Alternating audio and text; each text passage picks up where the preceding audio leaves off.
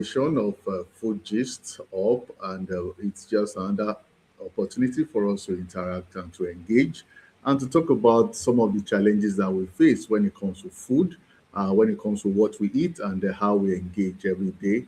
My name is Dr. Iti Adeshida. I'm here to to engage with you, to work with you, and for us to discuss and look at how we can provide solutions to our food system across board. So wherever you are, wherever you are out there, if you're from anywhere in the world, please just drop your message. Let me know whether you are online, whether you are joining us, wherever you are. Just say hello and just say hi to us on the show. So you're welcome to a very wonderful edition about how we can build better food system in our society. We eat every day. I know you have eaten. I had just something also.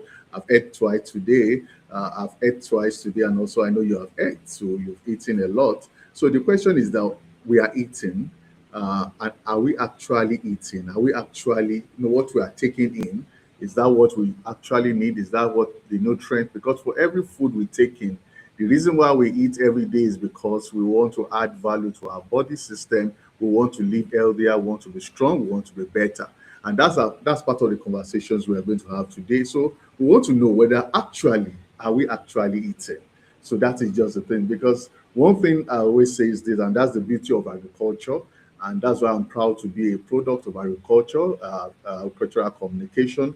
There's something that I always say, and I always tell all my students anywhere I get to, that if everything have to wait, food cannot wait. The doctor, the lawyer, the accountant, the engineer needs food to work. Even when you get to the hospital, if you want a patient to probably take his or her own medication, they need food. So food is very important. So we need to really talk about this thing. We are eating every day. But the question is that, are we actually eating? And that's why we're going to have a wonderful discussion today. And I'm very sorry. We're sorry for, starting a bit late. I'm trying to connect with one of our guests.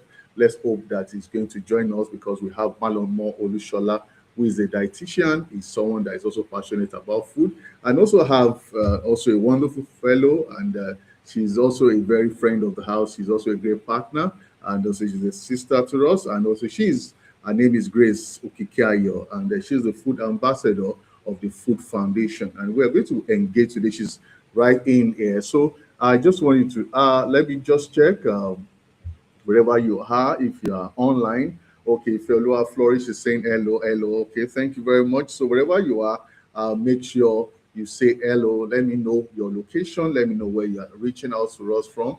And in case you have any question for our audience, that's for our guest, we'll be glad to have that. So, but one thing is this, I also want to let you know that basically when it comes to food gist or is about conversations around food system, around food security in a practical way.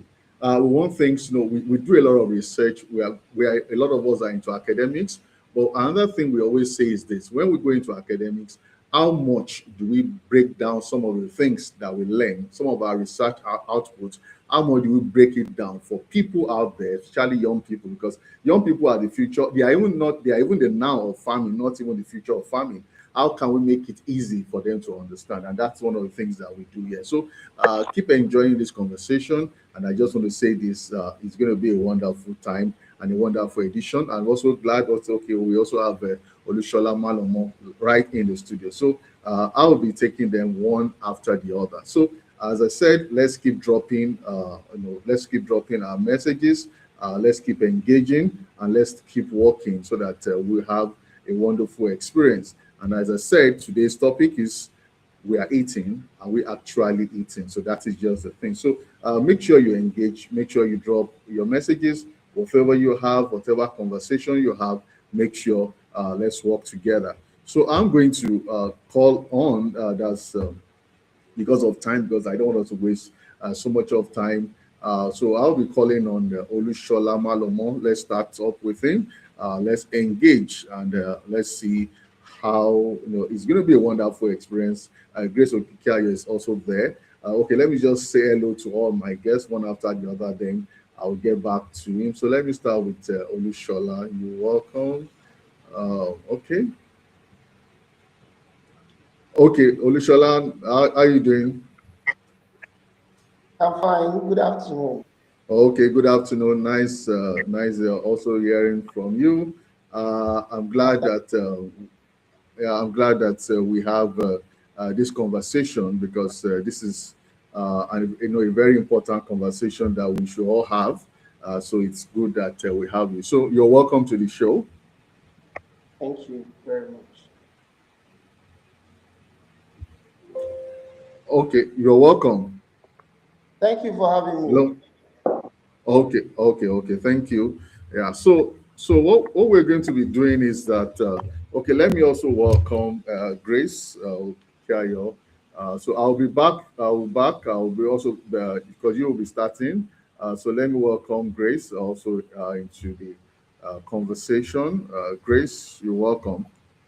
Hi, good evening, everybody. Good day to you, everybody. Thank you, sir. It's a pleasure Oh, to be here. okay. Yeah, thank you very much. So nice, hearing from you. So I appreciate you. So I believe it's going to be a wonderful engagement and conversation. Yes, sir. Okay. So let's go. Let's let's dive into the conversation because, as I said, it's just about food. It's about communication. How do we build conversations around food system? So I'm going to start with Olushola Malomo. Before I start, because I know a lot of people want to know who is he actually. He's a registered dietitian, a nutritionist, and who also has been in a Nigerian public health nutrition space for many years because I've known him for over, I think that should be over 15 years, when we're also working on the Millennium Development Goals and the Sustainable Development Goals. So he's someone that is so passionate about food system, about nutrition, about diet.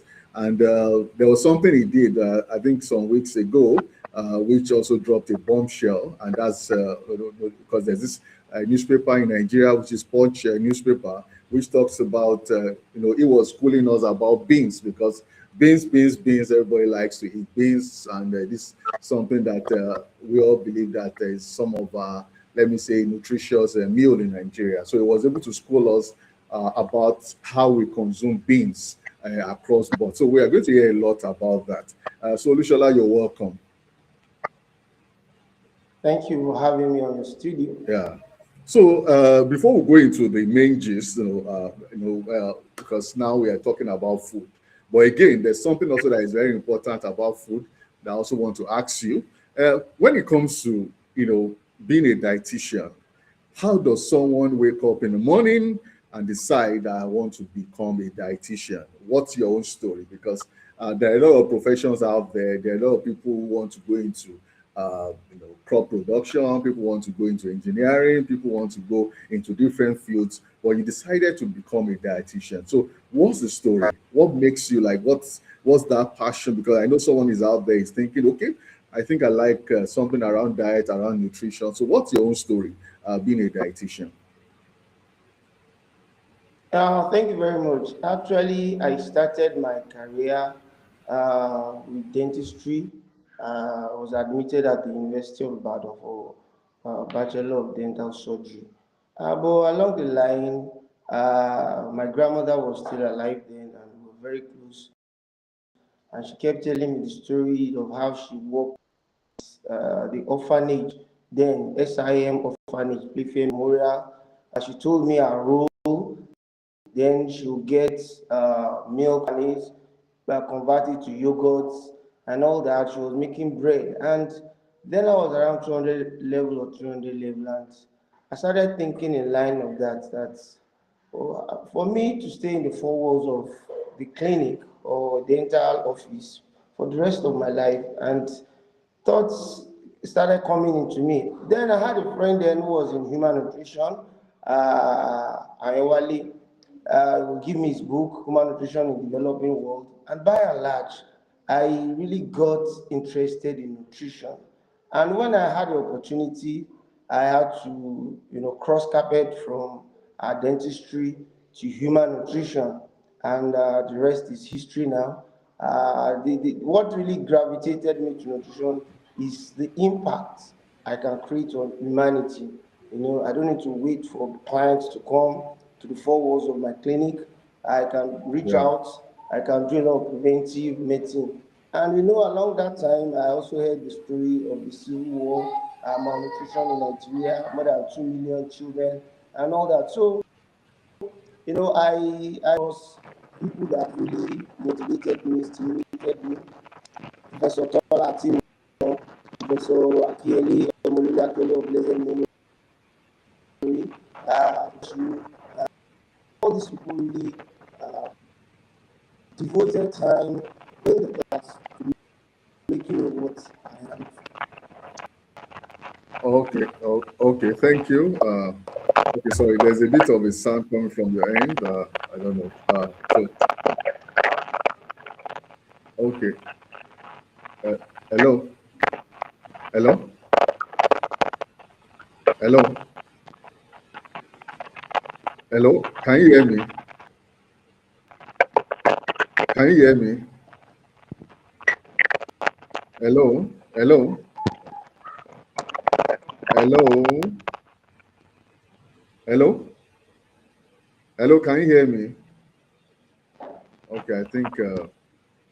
Hello. Hello. Hello. Can you hear me? Hello. Ulushola. Okay. I think probably we lost him. Probably we'll, we'll connect later. So okay. So if you are still joining us, we are on a very important which she talks about the food we eat every day.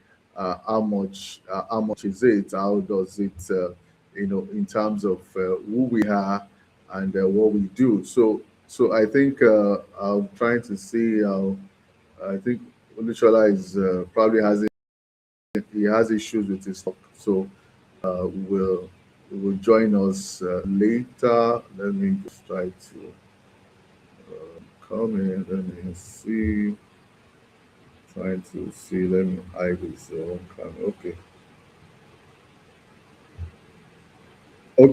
Okay. Okay. So let me get to you, Grace. So Grace, you're welcome. Thank you very much. Thank you for your time. And as I said, you are part of us. You're one of us. So I'm glad that you have you are also someone who is very passionate. For me, we have Grace Obikayo Akinleye. She's she's also someone who talks about food justice. She says she lives and breathes food justice. She's a food ambassador because she experienced food inequality firsthand and decided to use her voice to change this. This is what she does. I also believe she does with the Food Foundation. So when it comes to food justice, when it comes to food inequality, I know it's from you now. I get to know that there's what they call. I know I've had a bit of inequality. I know gender inequality and everything, but I think you are bringing more food inequality to life. So that is very important because we also need to balance up everything. So thank you very much. You're welcome. Grace, let me ask you because you are a food ambassador. In terms of what does it really mean in real life? What makes you to become? Why are you so passionate about food? And why are you interested in becoming like an advocate when it comes to food? So tell us, in terms of why is this thing so personal?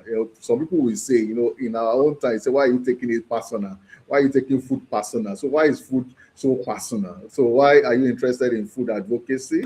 Why are you able to, because for you to be able to talk about food inequality, then that means you have taken a lot of your time to learn about that. So why are you taking it that personal? All right, thank you very much, Sam. Thank you to the entire team of Food Gist Up.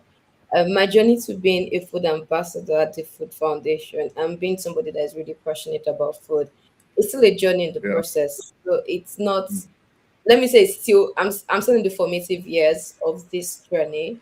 And getting to be a food ambassador formally is as a result of my course, Sustainable Food Systems, which is one of the things, the major things that um, solidified and gave sense to my food interest.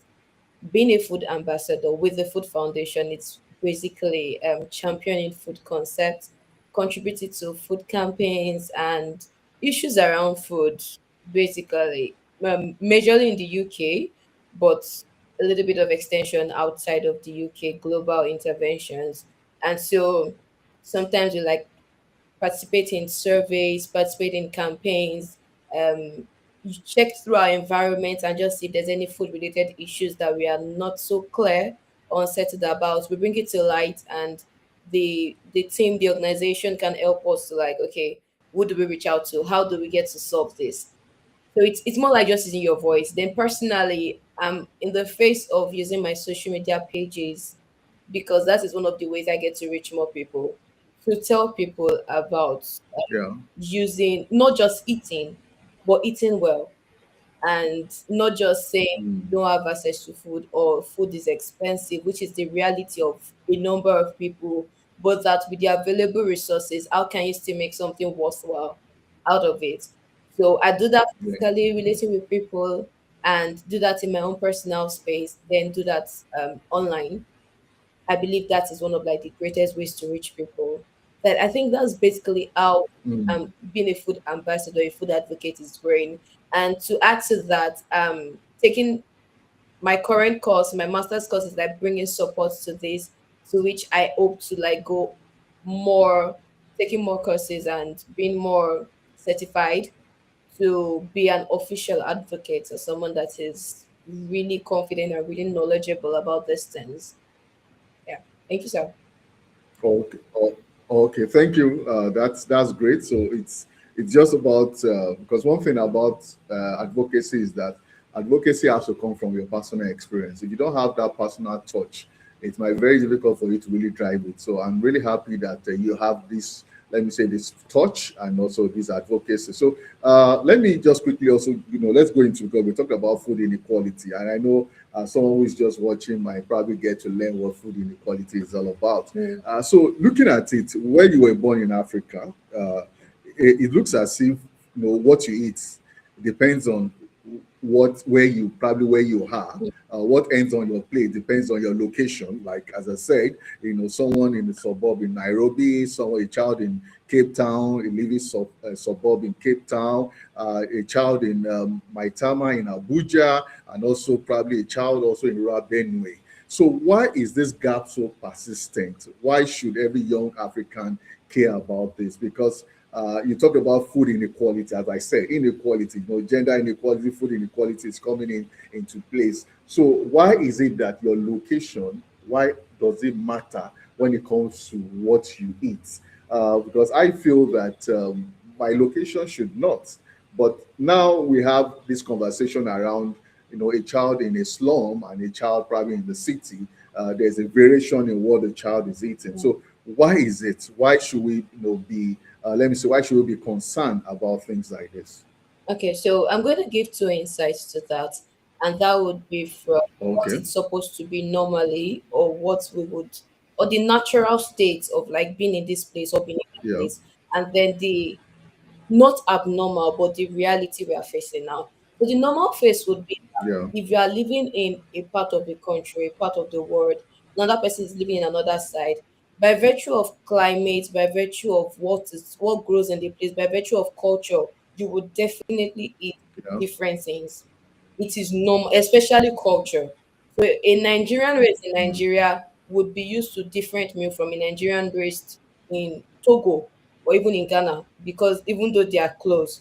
So by virtue of location, right, it's quite natural that two people would not eat the same thing, even though they have probably the same economic condition, they have the same financial capacity, they have the same age, they are from the same parents and nutritional requirements. They would not eat the same thing naturally. Now, to our own reality, where somebody within the same community or within the same state, in the suburb, in the town, and then somebody in the village, they are eating different things at different costs. Economic implications play a large role here, and Yeah. yeah, majorly economic implications.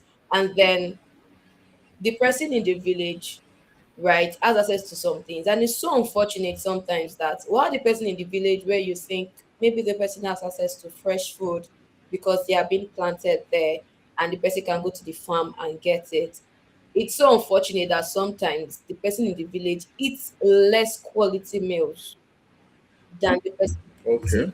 So the person in the city, by virtue of power play in food system, by virtue of power, the person in the city can have access Mm, to food in the village because they have the money and because they have the power to purchase to acquire the food, and then they leave the people in the village to eat on the crumbs or the less quality food there. And then by the time these okay. two things are left there, the farmers who probably supply to the people in the city then increases the price just to meet up with what they are used to, or to meet up with the Yeah. operational costs for the food production. And then because these people are in the Mm, village, the consumers are unable to afford it. So it becomes mm, a problem, though they are in a place where they can plant, though they're in a place where they have the basic requirement to like produce these crops, but because of yeah. justice, because of sovereignty, because of power plays of food actors, they are liable to like have these issues. And yeah, you were mentioning something about inequality, and I think I don't know if there's this, if it's officially said, but how do I put it? There's also the word called equity and not just equality. Yeah. So Yeah. if we say Yeah. Yeah. equality, right, it means we are giving everybody the same thing. So this person, somebody in Mm, the city and somebody in the village, they are hungry, and you give both of them um, a trailer worth of food products. Whereas the person in the mm, city has available resources. The person in the city is more closer to the market. The person in the city has maybe equipment for food processing, has equipment for storage or something, and then you're giving that yeah. same quantity to somebody. It's not equal. It's the same quantity, but it's not equally meeting their needs. It's not equally meeting their capacity. So equity Mm, for food would mean in this way that the person in the in the village might need food as well. But what kind of food do they need? What kind of equipment do they need to help them to process this food to store for longer term consumption, or else the food will just spoil and then they are back to the original problem that they were having. So these are just realities that come to play, and most times the consumers are not in control of it. They are just victims of food justice, of food sovereignty, of power play between food actors.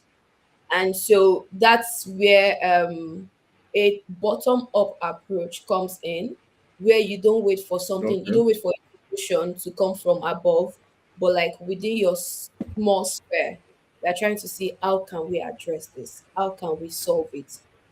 So that you can get to a level where, okay, if any intervention is coming from up, then it's like meets at a point that is giving like an equal and a sufficient solution to the people.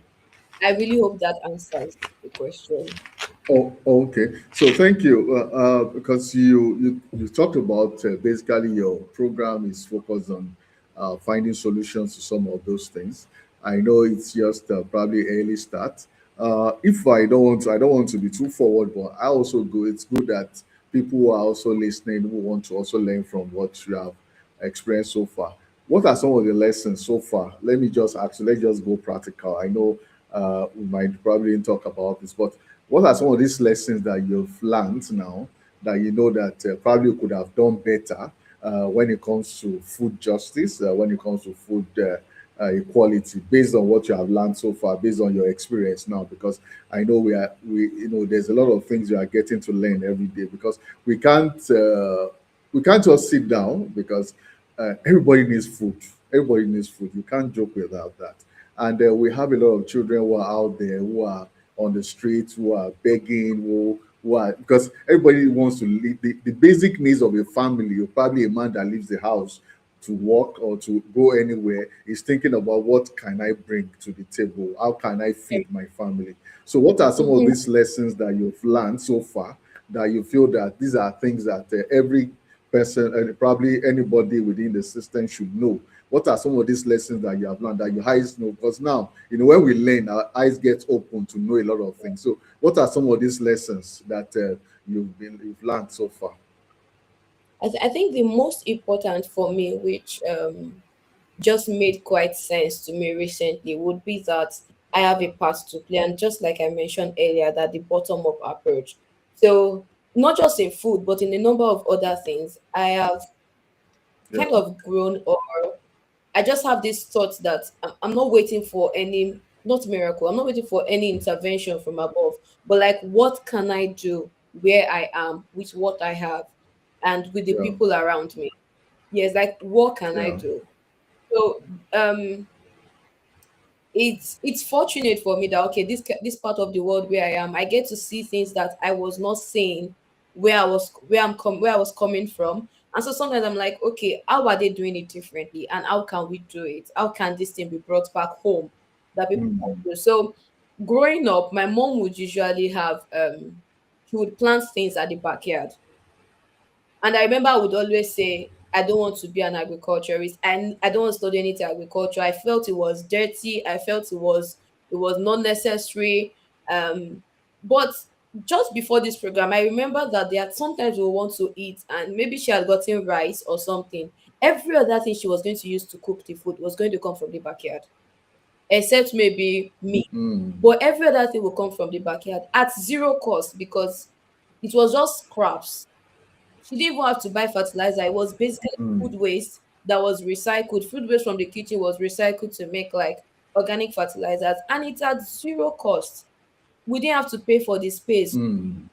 So in that, it I just remember, and I was like, oh yeah, I didn't see it as something good at the point when she was doing it because I was a child. But now I'm grown, and that is what Yeah. I'm trying to do now, trying to like, okay, let me have my Mm, home garden. And in this place where I am, I mean, people also try to do it. We have community gardens. There's a garden in my school. We have people at homes that do it, even with little. Some people don't have land space. They will plant in buckets in their balconies. This is a westernized world, but like, some people do it. So I think one of my major lessons would be that thinking the in depth, what can I do? What can my yeah. immediate community do? And how can we change things? Waiting for somebody to bring a solution, this person might not know you as much as you that you need the solution. They might just be bringing Yeah. a Yeah. solution that they think for you would work, but that is probably not going to be the best fit. But like, you within yourself, within your community, okay, what can we do? So I think that's one of the Mm, things. And then trying to understand that there are really power plays in food. It's it doesn't seem like a good thing sometimes to say, oh, why should food of all things have power play? But this is reality. This is a talk of economic systems. This is a talk of political systems. This is a talk of global powers, global authorities. There is power play, and you can change it. Yes, we do yeah. campaigns. Yes, we talk. Our talks are trying, and thank God that we are getting Mm, better in like being being loud about our situations. So yes, our campaigns are not in vain, but we need to understand this is reality. Not because these people are wicked, but it's just life. It's really just life. So what can you do in your space? I think that's a major thing for me. okay. Okay. Oh, okay. Thank you very much. So, yeah. So, because I think I was also trying to delve. You mentioned the vegetable garden because I know you have something around that. Even because I know I saw some things that you did online about vegetable garden. Because there's also a movement now because amongst young Africans who are conscious about what they eat, Mm, people, because that's another thing again that I think probably you can probably shed more light on, because people are afraid of, okay, if I'm buying from the market, I don't know the fertilizer that was used, I don't know the pesticides that was used. A lot yes. of things happen along the line. So now people are trying to advocate that they should start growing their food on their own, especially vegetables, Mm, because of some of these issues. So do you think young people have this real power? Because now, initially, I know you mentioned that, because I also want you to speak to other young people out there who are watching. Because sometimes when we see our parents doing all those things, it's like all these dirty things, and how can I have? Because I know some homes in those early days, even for snails, Yeah. they try to pick it in between blocks and things like that, because they get it natural. They know the source, they know everything. But for young people, it's always like, what kind of dirty thing is this? How can I be picking my my nails? For ladies, you do your nails, you do your manicure and everything.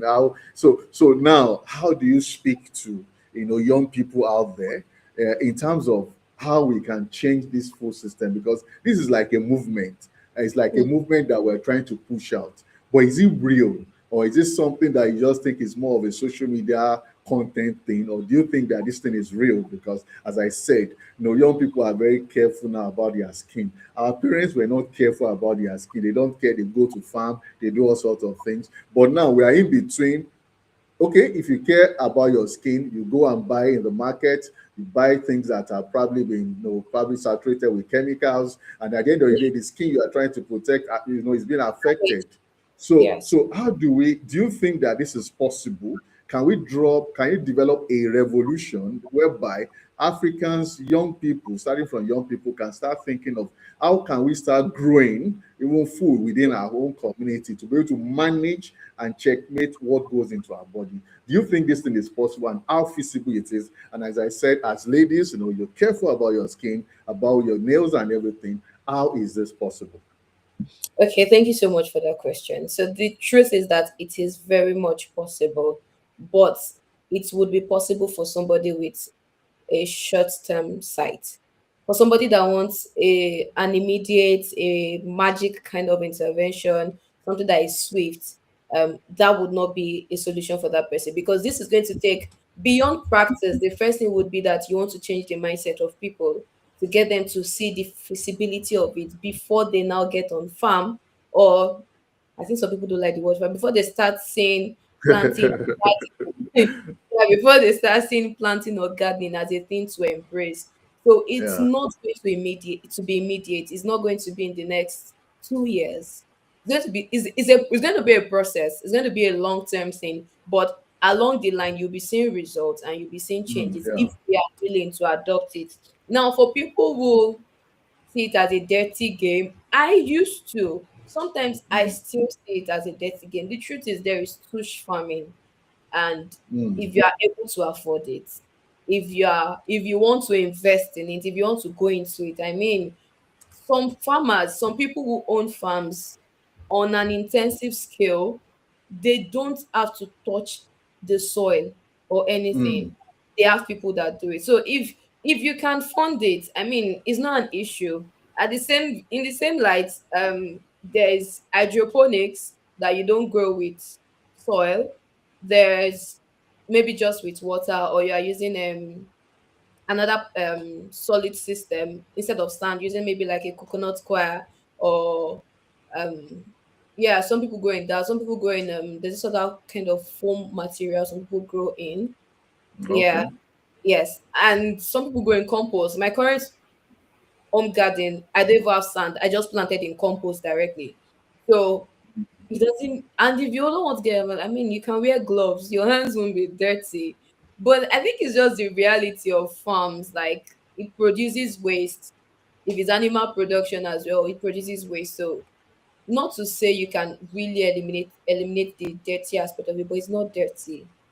No part of agricultural waste or dirtiness is dirty or is wrong or is an ill. It's actually very good. And so the youth, just it's just from the point of mindset. I think that's just the first thing. And engagement. So another thing that happens here that I like is community gardening, or gardening, is it has not been designed as work. It's not work. It's more like, oh, let's go and play. It's more like a picnic activity. It's Yeah. like an outdoor class kind of thing. So even from their primary schools, these children have garden sessions where they go to the garden to learn colors, they go to the garden to learn shapes. It's an outdoor classroom. So I mean, when you are being brought up in that kind of system where you see plants as things to learn from, when you see plants like, oh, this one is green, oh, this one is 5 leaved, this one is 3 leaved, this one has the vein is this way.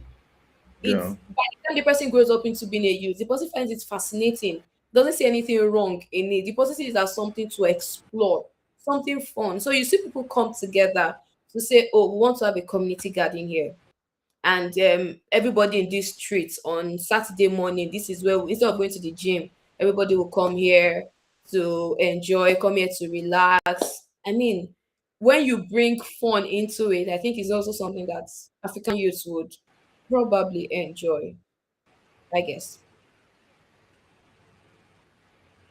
Okay. Okay, yeah. So, looking at that, because I know, okay, I'm trying to, okay, I think Shola has joined. Okay, let me just give you some time to, probably just relax. But I will still want to ask you more about, because I know you started a small home garden, so I'll still ask you more. So, how can we practicalize this? How can we grow LD crops at home? Because I know you tried that at home at low cost. Because when you're trying talking about hydroponics and all those things, these are things that also might be a bit expensive. But so if you can also teach us, let us know some little things like things that won't cost much that you can start with, so that those vegetables will be real, will be healthy, Yeah. and also there's more flavor. Because I remember in my early days, the vegetable I ate in those days is different from the flavor I get now because of what goes into our food. So I will still want to ask you questions around that, but let me bring Shola, then I will take you on that. So just take, I'll be right back. Yeah. So if you are still joining us, this is still Full Gist of conversation. Oh, okay, Shola, thank you very much.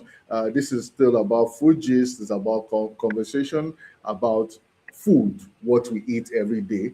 And the topic for today, we're talking about we are eating, but the question is that are we actually eating? Shola, you're welcome back. Thank you very much. Yeah. So, sorry, I know, it's you had some difficulty with your network. So, but as I said, let's talk about the beans bombshell. I call it the beans bombshell. You wrote of recent, and it sparked a lot of conversations online that the beans we consume every day, because the assumption is that when you consume beans, it's about it's protein, protein, protein, protein. But I'm surprised, reading your write up, and I discovered that you're saying that it's also we have a lot of carbohydrates. How come? Because I've been in school. I could remember when I was taught in school, I was told that beans is very heavy in carbohydrate, sorry, in protein. So how come? So what happened? Is it that the beans we're eating those days has changed, or what really happened? So can you just lecture us? So why? Uh, Or because um, another thing again is this. But let me hear you. Let me hear what you have to say, because sometimes we wake up every morning. There are a lot of issues, a lot of let me say, I don't want to use the word philosophy about around food. Sometimes you're even afraid to eat again, because sometimes we get scared. So tell us why this bombshell. What do we need to know about beans? I know, actually, you see, as time goes by, we discover a lot of things, and actually, it's not something new. This is from analysis from the lab. You know, before now, protein beans has always been ranked as protein food, protein food. Yes, it contains no doubt about it. Yes, it contains iron, no doubt about it. But we still have soluble fiber in the beans. And this fiber in the beans form a, a whole lot of beans itself, and it is highly Hmm? Can we? Uh, hello, hello.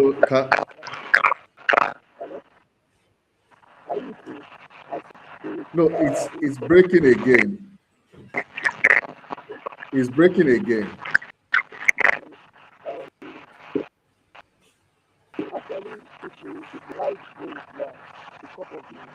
Hello. No, it's breaking again. Can you? It's breaking again.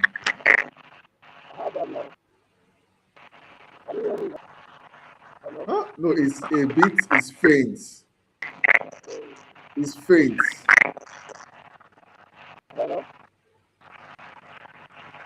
Hello. It's faint.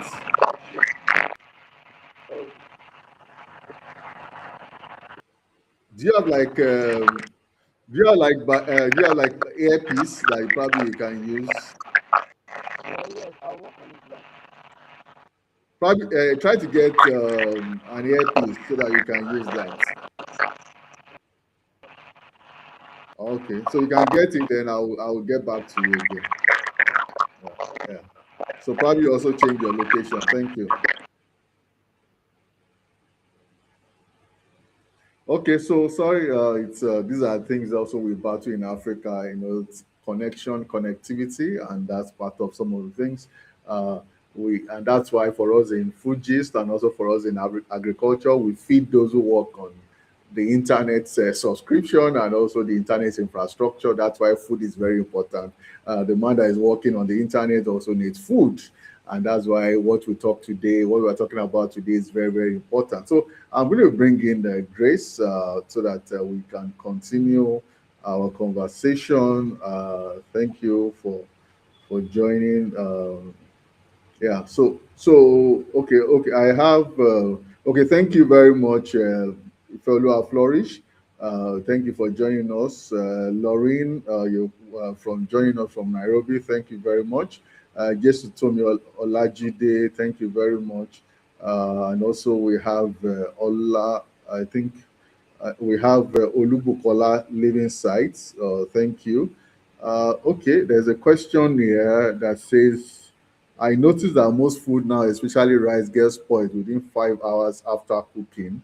And everywhere we turn to, we hear GMO foods. Are staple foods really safe for consumption now? Or these are major conversations because even for us, even for banana, for plantains, these are things that occur every day, and these are things that we have to be very careful about. So we need to really talk about some of the things that are changing, because the reality of it is that what goes into your food on the farm, and that is why now we are talking about certification.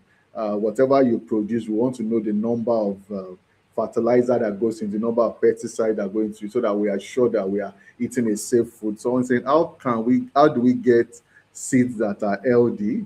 Okay, so I don't know. Okay, Grace, you're welcome. Yes, sir. Yeah, do you have anything to say about about some of these concerns about the issue of things getting spoiled, and also because I know for seeds there are also seed banks, which I do know, but again also the question is that how do you know, because there's what we call seed certification. It's just that we are trying to. I know there's this training project that is being introduced to Nigeria. Let's be hopeful that things will get better, whereby we can certify our seed to be sure. So, what's your Yeah. own take, or do you have anything to say about these two issues that were raised? Okay, so I'll start with the second one because I have just little answer for that. So, getting healthy seeds might not be something so easy, especially within your local community in Nigeria, because you can't, like you said, like Mr. Riti said, getting the seed certification is not so concrete at the moment. But if you are growing land, not landscape, growing from home base, like just for you and trying to expand little by little, one of the few things I think you can start with is growing from your food scraps. So like maybe you bought vegetable and probably the vegetable is fortunate to have roots. You can just put the roots in the soil and water it for it to like get regenerated. Or ewedu, or maybe the ewedu even has ewedu seeds. You can like just crack the seeds and like put in the ground. If it's carrot, if it's okra, just like regeneration, something you bought in the market as old plants, and then just using it again, trying to like plant it back. I think that's one of these ways you can start, and hopefully from there you can now get your own seeds that you can be a bit sure of. I don't know if that makes sense, but I think that's what I would say to that. Okay. Yeah.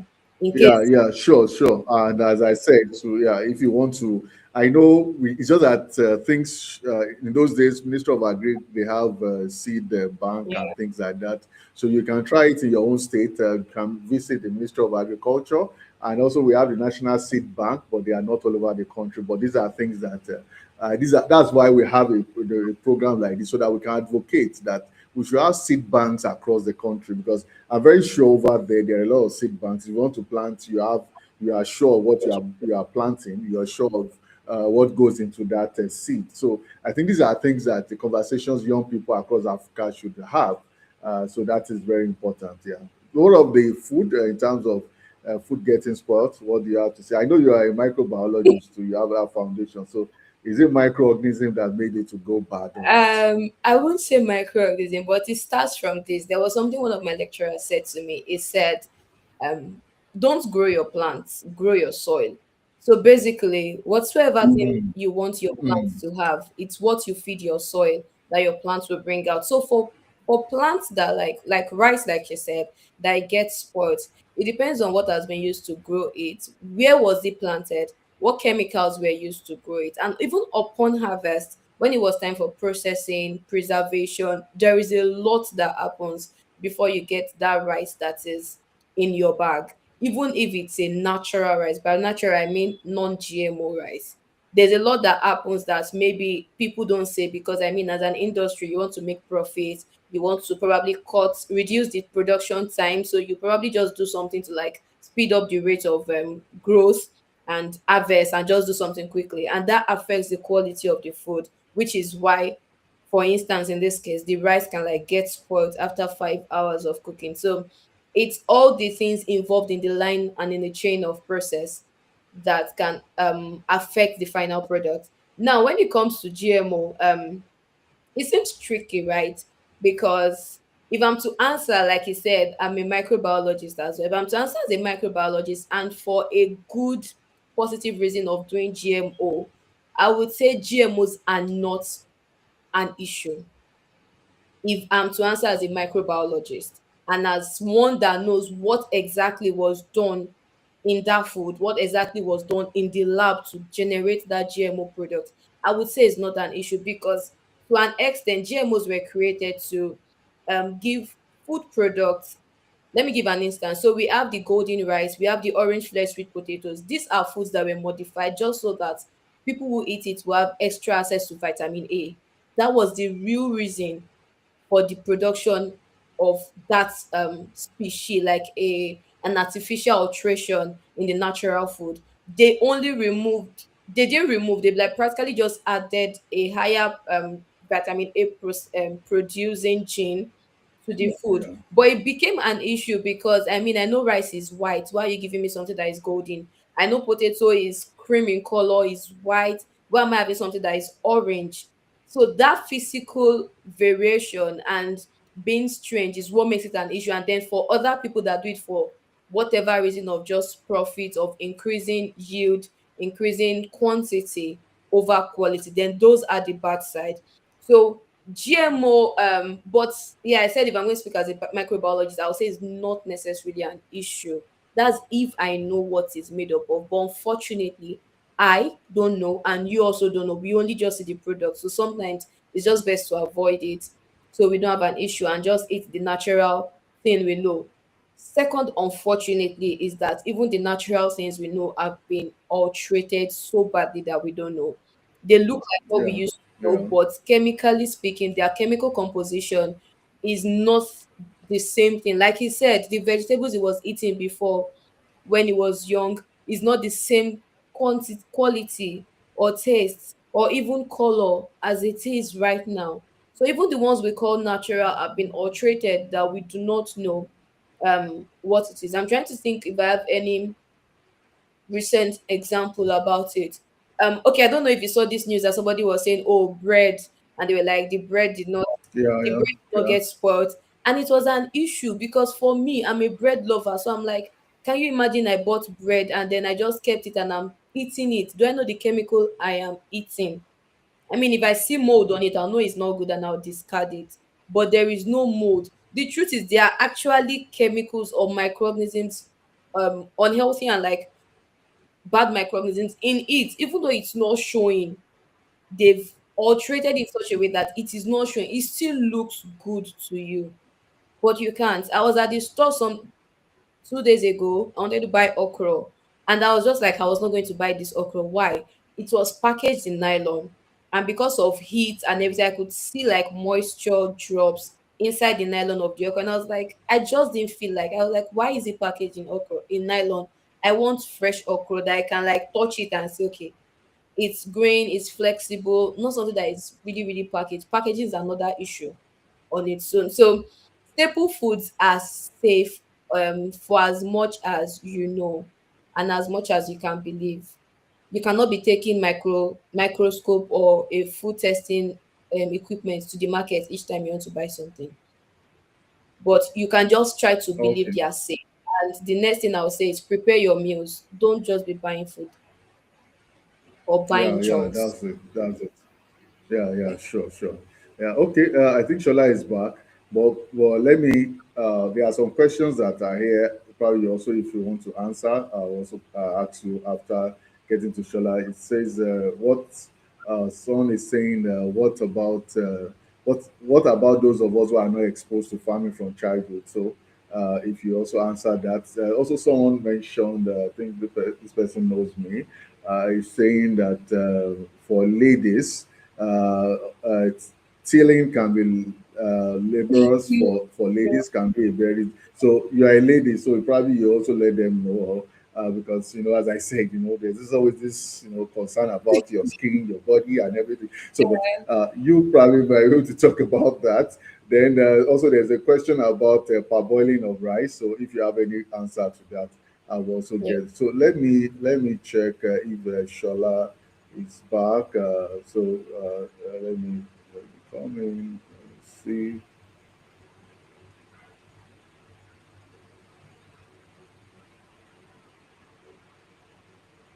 Okay, okay. Sorry, you're still watching Food Gist. Okay. Okay. Are you okay, Hello. Shola? Am I? Yes. Is it Okay. better Okay. now? Yes. Yes. Yes.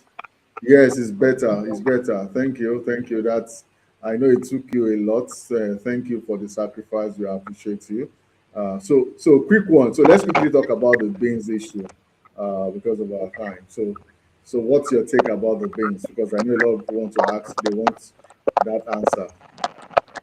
There's been a lot of misconceptions about that. It's very important to let that that is successful. Successful. I just for example, now you're eating things like bread, you're eating beans and yam, you're eating beans and yam. If you are not careful, if you are that you are watching, you are saying today you are watching Okay, your feet, it's and you are taking carbohydrates and protein.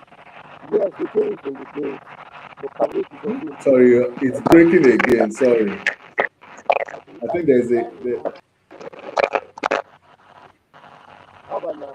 By the time you combine the carbohydrates in the brain and the carbohydrates you are having as an accompaniment, so that There's a. the overall There's a. uh, Sorry. There's a sound still coming in. Hello. I think there's a background sound. I think that background sound is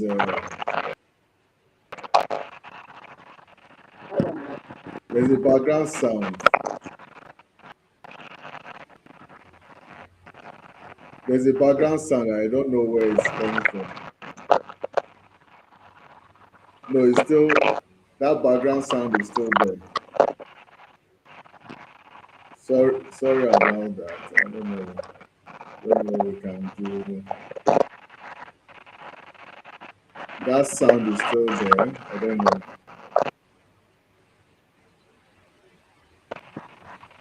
I, I don't know how because there's a background sound that is coming in.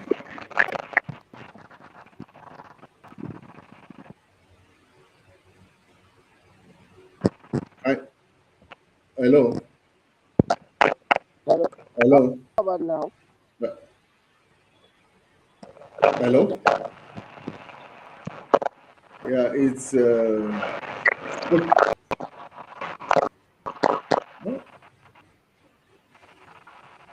there's still that background sound. I don't know what. Turn off your video. Let's see. Probably is your turn off your video. Let's see.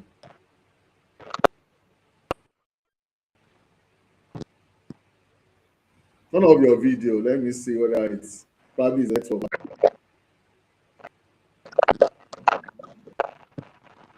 Turn off your video. Hello. Hello. Hello. Hello. I think it's your network. Hello. I think what we might need to do is to probably arrange. We might need to arrange another probably. So I don't know. Hello. Can you hear me? I think there might be need for you to probably the phone or your device or something. Yeah. Okay. So probably I'll still get back to you, or probably we'll arrange another time to have you fully. I'm so sorry. Sorry for that stress. I know takes a lot. So please, if you're able to still find it, let me know. You can just send me a message. So apologies. So sorry. As I said, sometimes some of these things we might not be able to. It's something that we cannot let me say avoid. So you are still watching Food Gist Up. This is a conversation about what we are eating. We are eating, but are we actually eating? So those are the conversations we have. So I've had Grace with me in the house. She's that's Okikiayo, and also Lushola Malomo, and it's been a wonderful engagement. So let me get back to Grace. Thank you very much. I know we've been doing the off and on thing, so thank you. Thanks for staying and also providing that backup. Yeah. So in those questions, let me ask: do you have anything to say about those questions? What's your own viewpoint about them? Okay, thank you to those people that asked the question. So for not having exposure to farming in from childhood, it's just it's not unfortunate. It's a good thing, and it's just like every other thing of life that you cannot have experience or you cannot know everything, but you can learn if you want to learn. So it's Yeah. basically, are you interested in learning it? Are you interested in not even learning, in exploring? Like I said, to maximize it, especially as a youth, and maybe as someone that not you're not doing that as business, you just want to like do it for your consumption and your family. See it from the lens of fun, from the lens of Yeah. I want to be God's apprentice. I want to see how nature works. I want to see how plants Yeah. can move from being seeds to seedling to a plant and then to producing seeds or producing fruit. So seeds, your approach to it is what matters. You don't have to succeed at it. I have planted things that did not grow. I will plant it again. Yeah. I would learn. Go online, watch YouTube videos, follow people that plant, see check out their suggestions on how to do things. It's really not wrong. It's not wrong that you did not have the exposure. My mom used to do it, but I don't think I ever for once joined her to do it. I found it annoying. But when I started getting interested in it, nobody taught me. I was the one doing it myself, making the mistake, throwing out what is bad, seeing what is growing, following people online, hearing from people and learning, just building myself. So that's it. And tilling can be laborious for a lady, that's true. But like I said earlier, that if you don't have the space, you don't have to like say you want to use a whole acre of land or a whole plot of land to plant. You can plant in containers. That way you don't have to till. And so that's okay. Okay, tell us because you are a lady, you're able to achieve that. So Yes. how were you able to manage it? Okay, so you can plant in containers. You can plant in like containers. I mean, Okay. maybe you bought ice cream, the plastic of the ice cream, you not see what to do with it. Just put sand inside it and look for seed and put it in it. Leave it at the window side or at the door, or if you have like a balcony or a veranda, put it there, water it. You can carry poly bag. You can, maybe you have an handbag sef that you are not using before, plant in it. There are people that plant in rubber boots. I know somebody. Jerry can, Very and all those plants, things. yes. I know somebody that has a fish farm in an old freezer. A freezer she's not using before, she's not using Wow, again. Somebody used wow. bar store. So she didn't discard it. Yes, she didn't Mm. discard it. I don't know if you know this thing that they use instead of shoe rack, this cloth one that you just put your shoes inside. That's like pockets. Yeah, Yes, some people yes, yes. in that thing. So where you put your shoe, just fill it with sand. Wow. Okay, in those Yes, in pockets. those pockets. We'll fill it with sand or with Wow. compost, put your seed there, place it in a place and plant. It Those are simple, as in very simple ways. You don't have to stress yourself that you don't have land. I mean, you can even have space, but what if the space is cemented? There's nothing you do. So if you are planting in containers, you won't need to till. You won't need cutlass. I have never owned a cutlass, a hoe. I never have a shovel or Mm, something. So like that way, it's just do it in the little ways you want to. Some people grow yam in sack, in big yes, yes. something. You can grow in baskets, our laundry baskets. If it's yam or potato, you can grow in it. So it's just ways to make it fun. I think that's the major thing to say. How can we make it fun? How can we make it enjoyable that Fun, yeah. your children Yeah. or your siblings would want to join you to say, "Oh, auntie, mommy, what are you doing there? Let me do it." For how can we make it fun? I think that's the major Mm, part. If we see it from that lens, they would see that it's not difficult. You are not growing for to sell one trailer of yam. You are just growing for mm. immediate space. Yeah. Oh, okay. Yeah. So, but let me ask you, while you were planting, I know what did you plant then? Okay. In Nigeria, I planted ugu. I planted spring onion. I planted snake tomatoes. It's a different breed, Oh, another species of tomato. I planted that. What else? I can't remember. But I remember my aunt planted turmeric just before I left. She planted turmeric. Like she was like, oh, one of the containers I left that she bought turmeric and she just planted it. And by the time she showed me the video of what she harvested, that's barely 6 months. wow. I was surprised. As in, this would be up to, let's say, up to like more than one derica for only her, and she had shared with other people. So and Mm, all I did was I planted in container. In fact, the creeping tomato, the snake tomato, all my sister's balcony, if you just pass by the back of the house, is one way to describe our house. The house that there's plants on the balcony. It became mm. fascinating that way, basically. Yeah.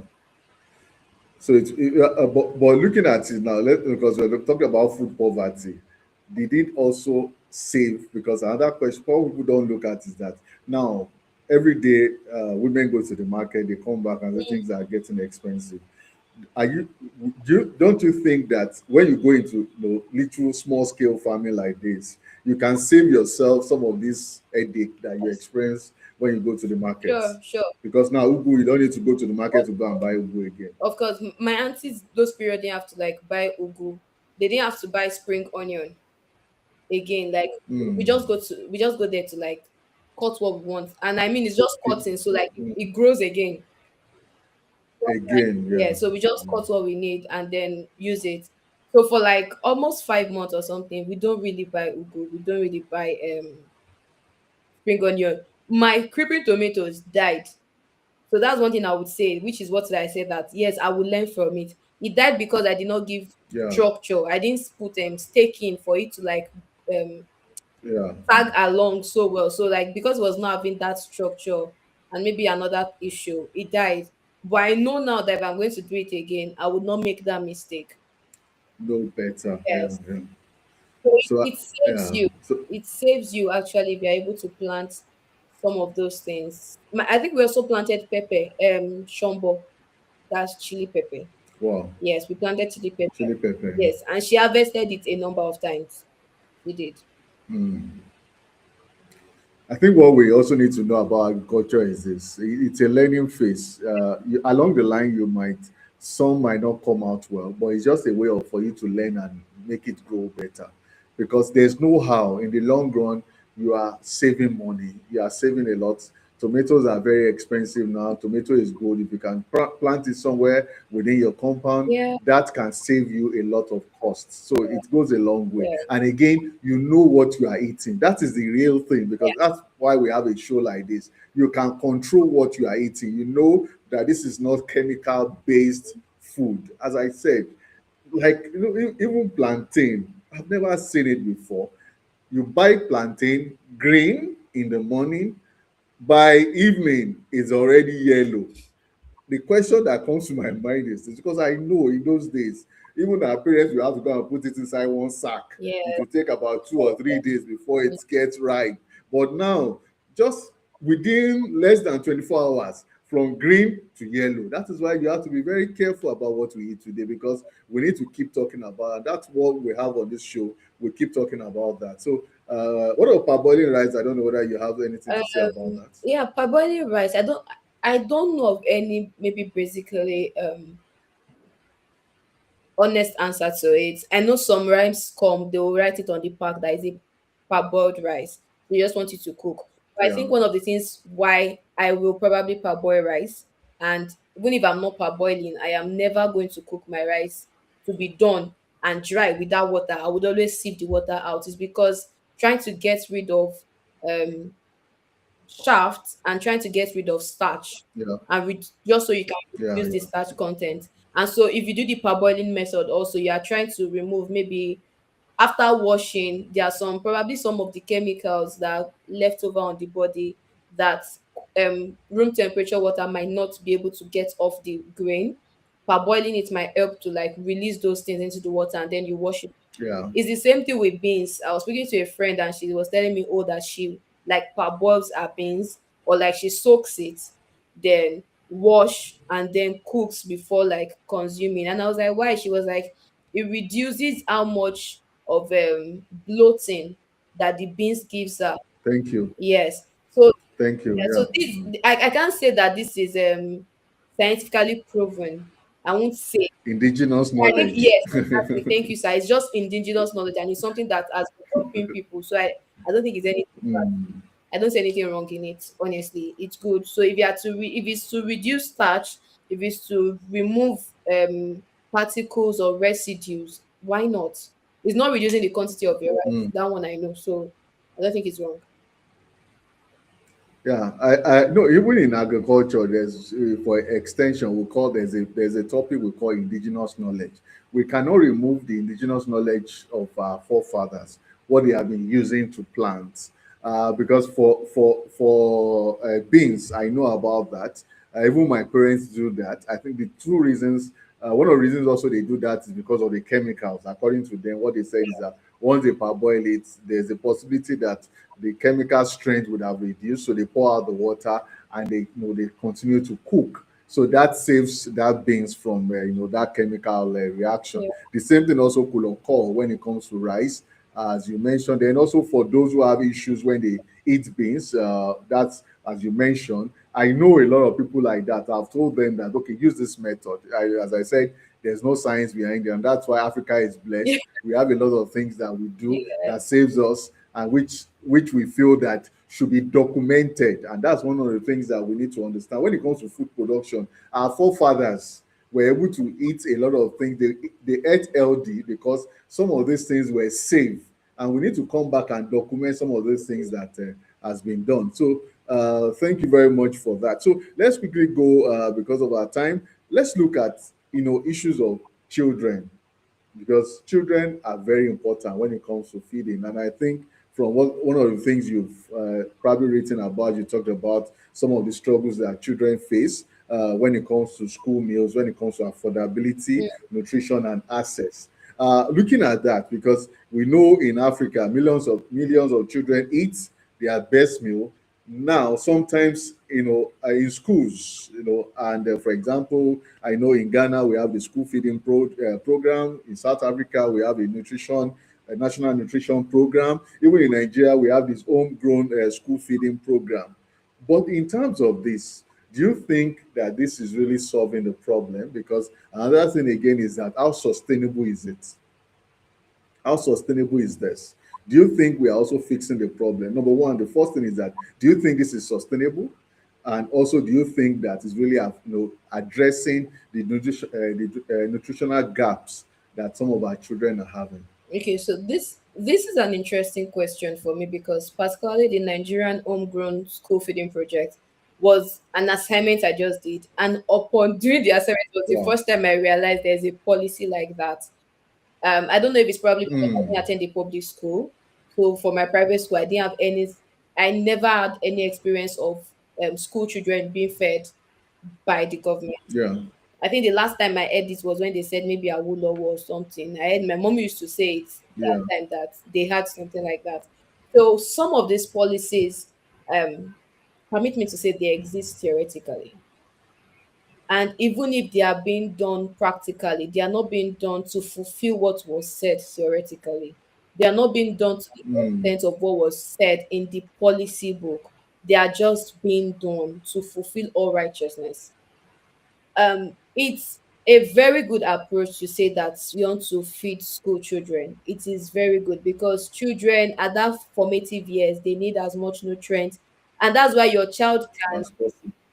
when my nephews, my siblings, like when they eat, I'm like, why are you eating too much? But I got to understand that they are children, they are building muscles, they are building nerves, they are building this. So like they need nutrients in quantity and quality at that stage. So the school feeding project program or policy across different countries are meant to be very important and like very, very crucial and should be attended to. But most times they are just policies that we hear about. They are just Mm, programs, projects that are being said, being used for campaigns or being put down in paper but never implemented maximally. Now, I'm careful of my words. I'm not saying they are not implemented. I'm saying they are not implemented maximally as they should. They can be that's sustainable. sustainable. That's sustainability. Yes, Yeah. they can be very sustainable, but sustainability would come from understanding food equity, where you are not giving the same quantity of food to the city and then the same quantity to the village. You're not giving the same type of food to the city and the same type to the village. They have different taste buds. They have different food. Mm, They have, even in the same school, children have different nutritional requirements. So it's not just mm, about giving them food. It's what kind of food are you giving them? It's not just about giving them food. It's about who are you giving. Does this child even have the capacity to chew rice, or does the child need um liquid based food that still has the same nutrient? yeah. So it's beyond we will just give you food. We will just feed the children. It's more of how do we do it? What are we giving them? Which type of food are we Mm, giving them?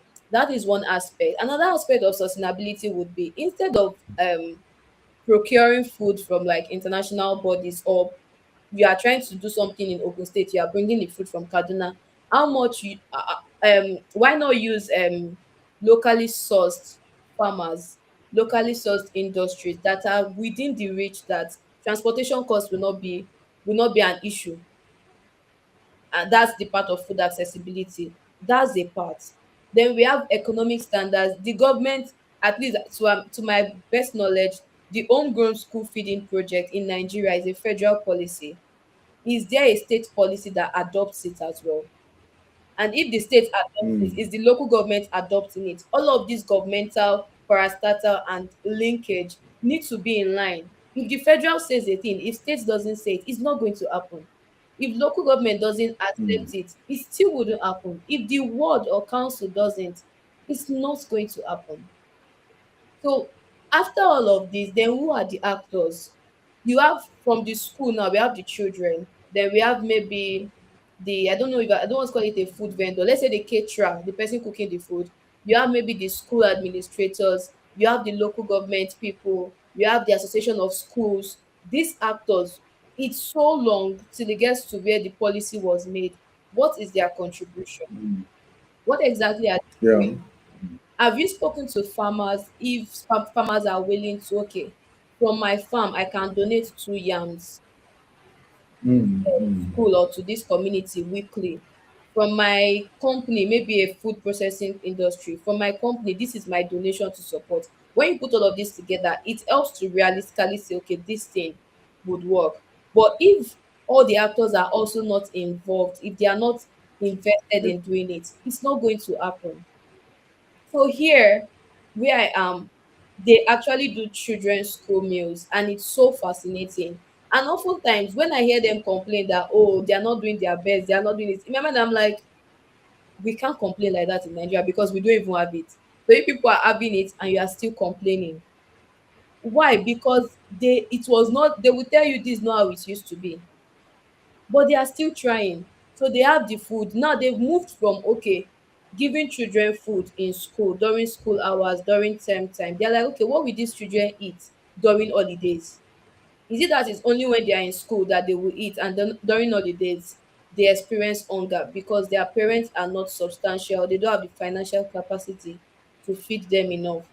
So it's a long chain of talk, and Mm. it's a long chain of talk, and I think we just need actors, different people, individual. If you are blessed enough to support a school or to support, contribute to it if you can.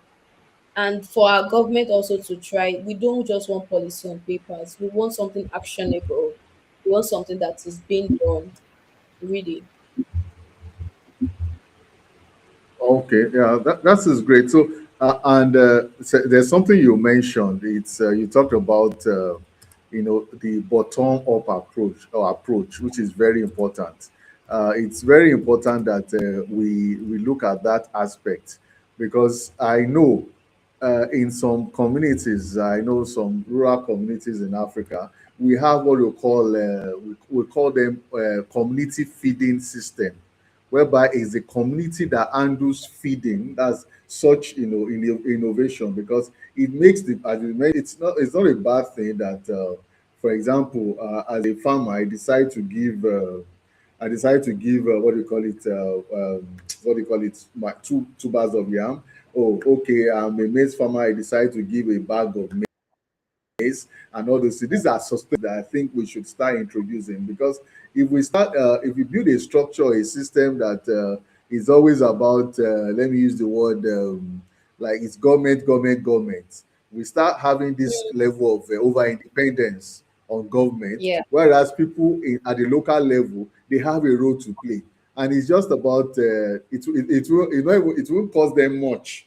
That's just the reality of it. It's not going to cost them much Mhm. for them to decide, because if you tell the farmer to give you 10,000 naira, it won't be able to give you.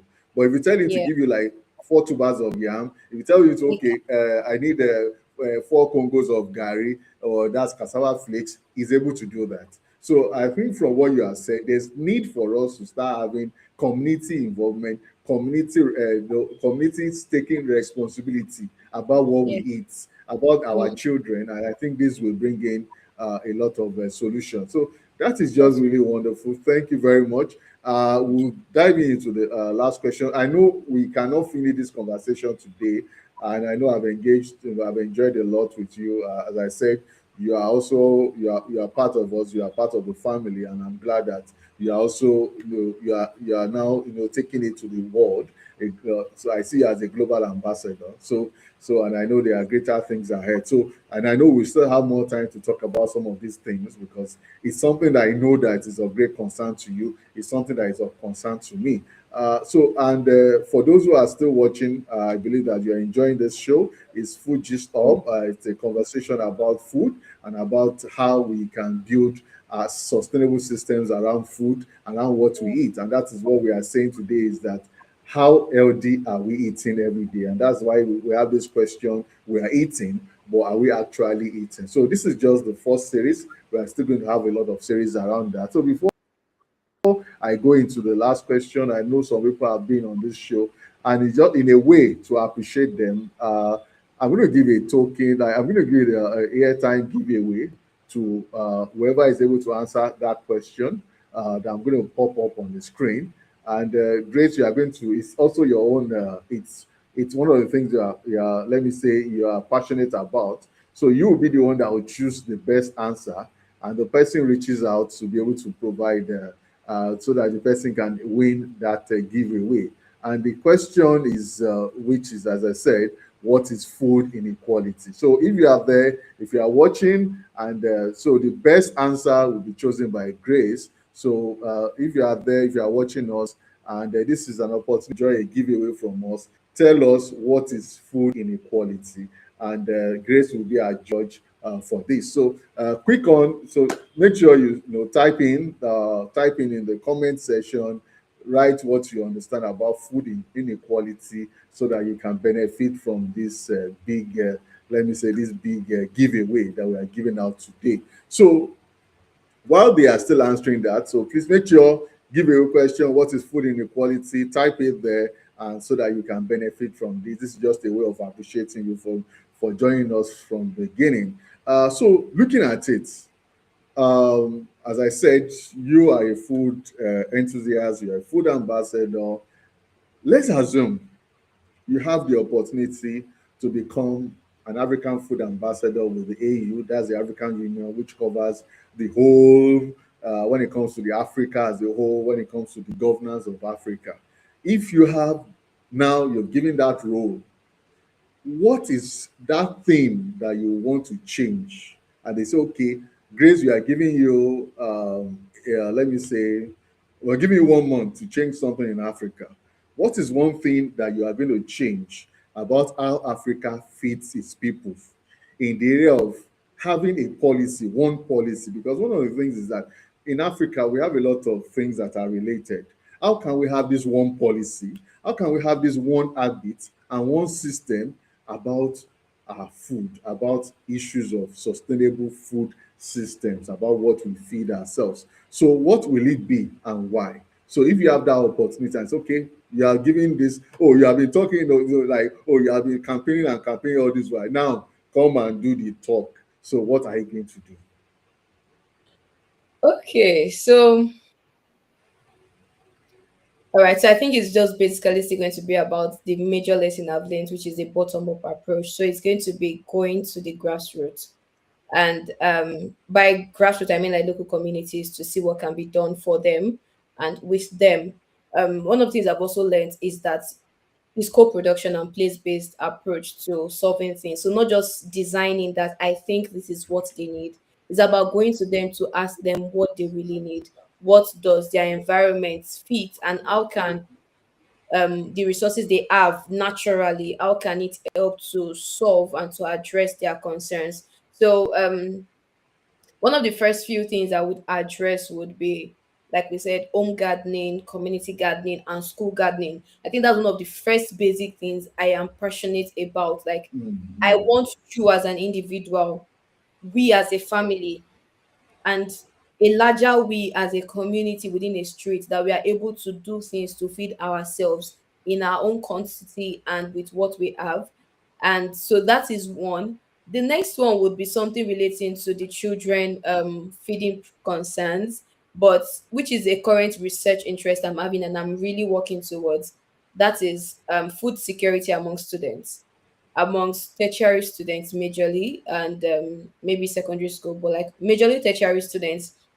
And that's by, okay, this opportunity you're saying can happen tomorrow, but if it's not tomorrow, I believe that whenever it happens, I'm going to have like a data to show for it that okay, students are probably experiencing food insecurity.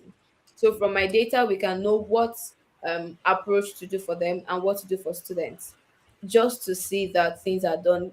There are quite interventions for underserved communities. We're grateful for people who do that.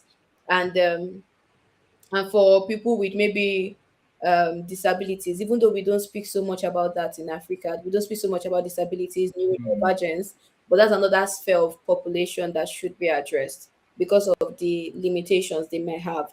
So for me, it's basically going to be the home school and community gardening, trying to improve on that and trying to see how to address student food security. Yeah, I think if it's going to be a month project, I don't know, we have to do that. And if it's to like address policy now, changing a policy might not be something immediate, except if I'm given a Yeah. position to be the policy maker and I have the veto power to implement it right there and at the moment, because it's going to making policies would mean that you have evidences, you have results, you have future prospects of that thing, and you have to pass it through launching of offices and systems that will certify it. But if it comes to suggesting a policy, for it, it would be a policy that empowers and enables the grassroots, the local government, to champion food interventions or agricultural interventions and then take it up to the federal level. I think that would be it. Okay, yeah, that is great because as you also mentioned, we're still going back to the sustainable development approach, which talks about the bottom-up Yeah. approach, where we talk about the school garden. Because I remember, the early days, we also had a school garden, a school farm. Even schools had poultries in those days. But where are those poultries? School had a farm. Where are those? Where? Because that was what they were using even to feed those who were in the hostels. But it's so unfortunate Mm, that we have a system that we don't even most of those gardens have been taken over by structures because we've forgotten yes. that we need to feed for people who are going to live in those structures to live. So it's just Mm, something that I think we just need to. So, but I know we will keep trying, we'll keep talking, we'll keep engaging, but we know that one day it's going to work out because, as you mentioned, to the issue of the food insecurity, even amongst those who are in the university system, is also a very major issue because food and education and learning and retention goes a long way. They are related. So those are the things. So, okay, nobody. Okay, please. Do you have who is going to answer that question? Okay, someone says kudos to Miss Grace, our food guru. Okay, yeah, as I said, she's a food ambassador. She said she lives, she breathes, and she thinks about food. So so you need people like her because when it comes to food, food is very important. So the weekend the Esther, will you be able to answer that question? What is food inequality? Is it too technical or what? Why are we not answering? Is this something that is technical to us? Who has just try, just try whatever you. It doesn't have to be good. It doesn't have to be correct, or let me say perfect, but at least just try your best because we're all learning every day so that we can end this show as soon as possible. So it's very important that we have that. So what do you understand about food inequality? Food inequality. Or okay, if it's food equality that you want to talk about, also you can. If you have issues with food inequality, because sometimes it's very important we understand some of these terms because for food gist we are learning every day, so it makes us to learn, it makes us to be better. So what is food inequality so that you can enjoy my giveaway so that I don't take my giveaway home. I want to give you, I want to appreciate you. So tell us what is food inequality. And again, also, if you have any comment or anything that you want to, or a question, a quick question, you might just take one. And also, probably a concern you have about food. Things are changing every day. So please, we still have about 5 minutes to round up this. So please, you can let us know. So that is very important. So we need to keep building around some of these conversations so that we can have a better thing. So, okay, the weekend day says, okay, to me, I think food inequality is when some certain food doesn't have access to good food. Okay, Grace, I believe you have seen that. So we just have about 2 more minutes so that we'll be able to draw the line and we have our judge to be able to answer that. So, but one key thing that we've had, because though it's so let me say painful that we're not able to get Olushola to join us. So hopefully we'll be able to have him next edition. But one thing that I think a major take home is that anything that we're doing when it comes to sustainable food system in Africa, we have to look at the bottom-up approach, which is something that Grace talks about. And there's a major quote. I don't know if you can pick that up, write it when you get to your room, put it somewhere, and let it be a watchword for you. Which Grace said she learned from her lecturer. I said, "Don't grow, don't grow your plants." Sorry, you said something. You grow, don't grow your plants, grow your you grow your soil. yeah. Yeah. So don't grow your plants, you grow your soil. So don't grow your plants. So your soil matters. And that is why in agriculture there's what they call soil health. Yeah. But people don't understand some of those things. There are some soil health, specialists. Their own is about the soil. What we don't understand, that's why Africa is so blessed.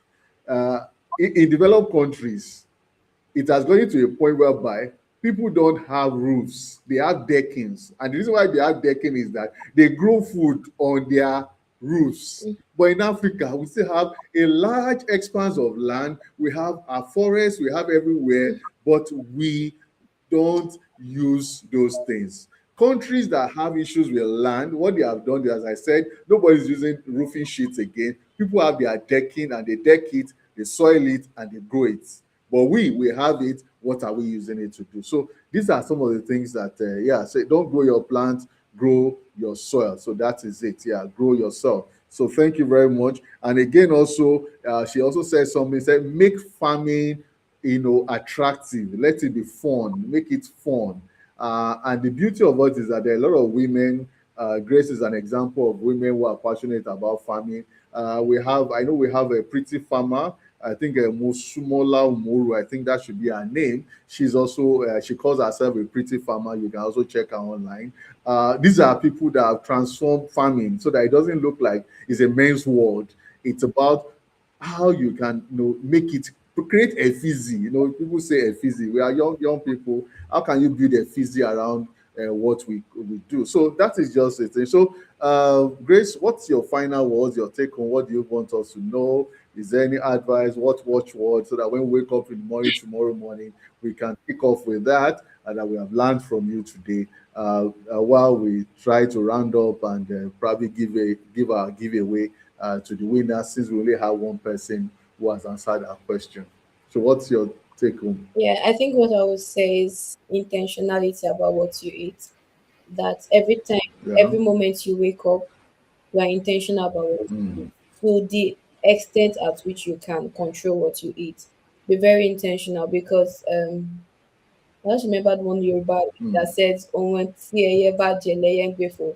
It's based on Before, what yeah. you eat that gives you how Mm. you go about your day, how productive you are, Yeah. how healthy you are. They says an apple a day keeps the doctor away. It's what you eat. So be intentional. I am not ruling out the place of money, funds, like, oh, I don't have money to prepare a three-course meal. The little you can make, Yeah. Yeah. do it. And like it's some, not because you have 1,000, the next thing is, oh, I'm hungry, I'm just get a bottle of Coca-Cola and maybe chips or something. That 1,000 naira can still make you maybe rice, or make you can buy yam or buy potato. See, no matter what it is, like you said, indigenous knowledge, some of the meals that we are running away from Yeah. Yeah. are actually meals that are more nutritious. They are some of them are even cheaper. So just be intentional about what you eat. It's for your own good. You're not doing anybody a favor by eating well. You are doing yourself every ounce of favor and every ounce of good when you eat well. So just be intentional Mm. about what you eat. Thank Okay. So, so we have only one contestant for today's giveaway. So, what do you see about what the weekend star said? Yeah, she said food So, what's your take? inequality is when some certain people does not have access to good food. It's not only access, right? I mean, there's affordability, there's a lot of things. But one thing I like that she said is good food. In another way, we will probably prefer to say it as healthy food. But the fact that it's not just food, so it's not just about eating anything, it's not just about having a plate with something in front of you. It's about what kind of food is it? Is it healthy or is it unhealthy? So yes, food inequality at its approaches, it attacks like healthy food. So when people don't have access, people are not able to afford it, people are not able to maybe consume. In fact, food inequality comes from maybe the person has an health issue that they cannot eat by themselves. Maybe they have to like take the food through a pipe or something. They have to be aided, assisted in food eating. So these are things to be concerned about. So to an extent, she tried, she did well. And it's so unfortunate, yes, that we didn't have any other person to share their opinion, but emphasis on good food, healthy Okay. food. Yeah, yeah, sure, sure. So thank you very much. I appreciate you. Thank you for all those who have joined us. Idowu Kehinde Esther, I've sent you a message to send your details or your number to that number. so that you'll be able to win the giveaway for today. Bukumi Ario, thank you very much. Thank you for joining us. That's our big media guru. Thank you for joining us today. I appreciate everybody that's joined. Once again, I just want to say Olubukola, Living Sight, Rosemary Miola Ojo, just Jason Tomi Olajide. Thank you for joining us. Ifeoluwa Flourish, and all those who have joined us, and those who are going to watch this again, because you have the opportunity to watch it again. There will be a replay. So we love you. We appreciate you. Thank you, food ambassador, food enthusiast, food guru, all the food. Oh, Grace Okikiola, thank you very much. Thank you so much for joining us. We appreciate you for this. Sorry, Okiki Ayo. I'm so sorry for saying that. So thank you very much for joining us. So as I said, she's a food ambassador. She's so passionate about food. And next time we're still going to have her in the studio to keep talking about that. So let's just make sure, go back, go to your compound, look for that thing that looks like waste, get soil, put it inside, and try to plant a seed and start your local homegrown farming so that we can live a safe and successful and healthy life. So my name is Dr. Ita Adeshida. It's been a wonderful time on Food Gist Hub, and you can also keep following us on our social media at Food Gist Hub on all social media platforms. And it's just about how we can grow our food. And this program is supported by Realize Africa, because we are all working together to achieve a better Africa. So once again, thank you very much, Grace. I Thank you, appreciate you, and thank sir. you for everyone that has joined us. And make sure you keep following us and watch out for the next Thank you, everybody.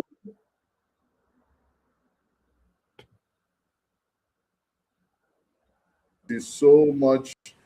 Thank you for that. Make sure, yes, we can't wait to see her again. In the weekend, Esther says we can't wait to see her again. Yes, we can't wait to see her, and we try to also bring Olushola Malomo again in the studio. So take care and God bless you. See you. Bye. Take care. Bye.